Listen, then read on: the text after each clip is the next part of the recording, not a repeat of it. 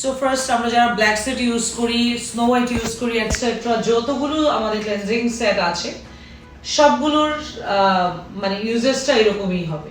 So আমি overall মানে আপনার কাছে যেটাই থাকুক, স্নো হোয়াইট হোক, যেটাই হোক, ব্ল্যাক সেট হোক, সিগনেচার হোক, ইউজটা এইভাবে হবে।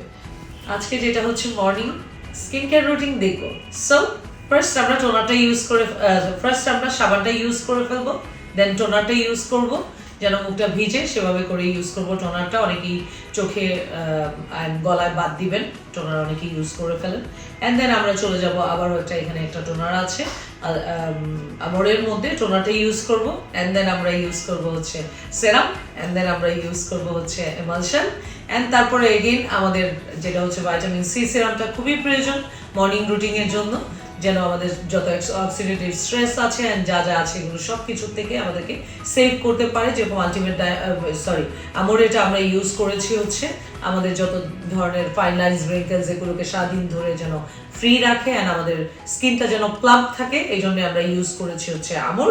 এখন আমরা আলটিমেট ডায়মন্ডটা ইউজ করব হচ্ছে অ্যাজ এ মেডিসিনস, লাইক আমরা যত ধরনের ফ্রুটস অ্যান্ড ভেজিটেবল যা যা খাচ্ছি আমাদের বডিতে এনার্জি সাপ্লাই দিচ্ছে অ্যান্ড গ্লুকোজের পরিমাণে যা যা দরকার আমাদের বডিতে, অ্যান্ড পিএইচ ব্যালেন্স ঠিক রাখছে। এক্স্যাক্টলি সেম স্কিনেরও ফুড লাগে, সো স্কিন ফুড হিসাবে আপনারা আলটিমেট ডায়মন্ড স্টেম সেলস আছে যেহেতু এটাকে ইউজ করছেন, ইটস অ্যান্টি এইজিং। সো এটাও ভিতরে চলে যাওয়ার পরে দেন আপনি এটার থেকে ডে ক্রিমটা আপনি ইউজ করে ফেলবেন। ডে ক্রিমটা ইউজ করার পর অ্যান্ড দেন জাস্ট আপনি সানব্লকটা দিয়ে আপনি কভার আপ করে ফেলবেন। That's it, this is the routine.